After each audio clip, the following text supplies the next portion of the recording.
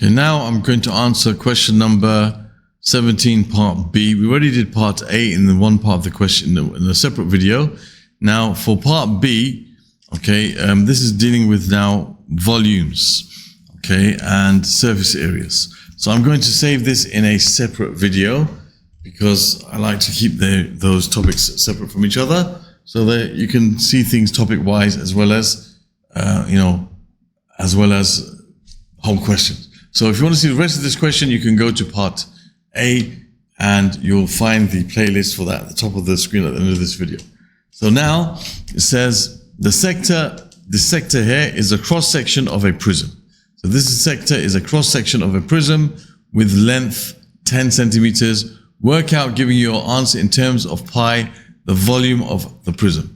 So you have this sector, which is a cross-section of a prism. Now, a prism is like a 3D shape, which has that same cross-sectional shape all the way through. So that same shape will be all the way from the top, from the beginning to the end of the shape.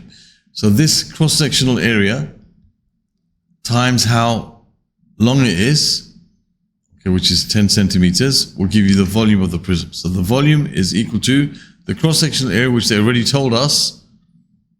It says the area is 15 pi. So it's 15 pi times 10. So you have 150 pi centimeters cubed. Simple as that. That's the volume of the prism. Then it says find the total surface area of the prism. So we're going to have the two surfaces. So if you think about the surface area of the prism, you're going to have something like this. Let me draw it a bit better.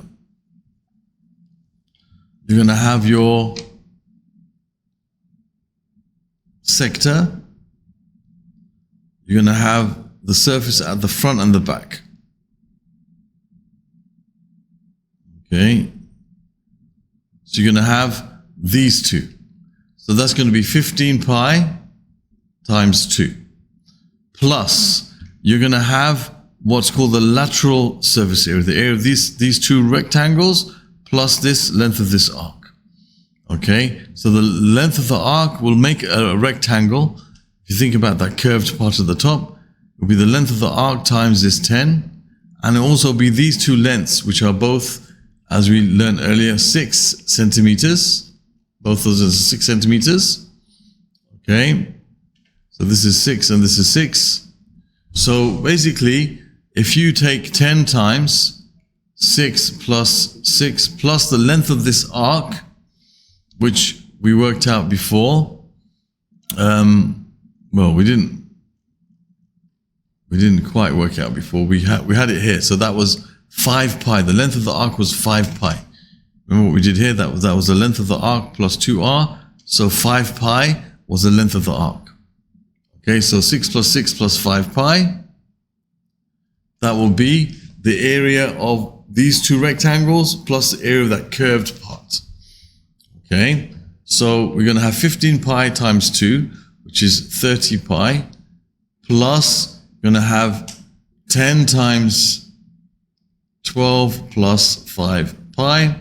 So that will give you, let me write it over here, 30 pi plus 120 plus 50 pi.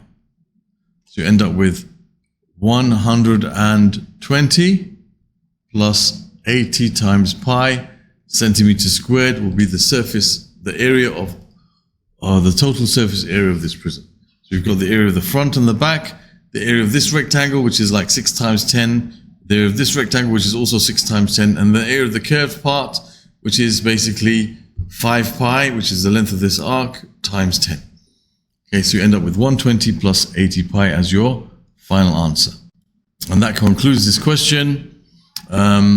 Part A, as it was in a separate video. So if you'd like to see other questions from this paper, including part A, you can go to the video that is linked at this part of the screen at the end of this video. You can, the playlist, sorry. You can also have a look at my questions dealing with volumes and surface areas in the playlist at the bottom here. And all the other questions I have on this topic, you can find in the playlist at the top of the screen at the end of the video. Thank you for watching and see you soon.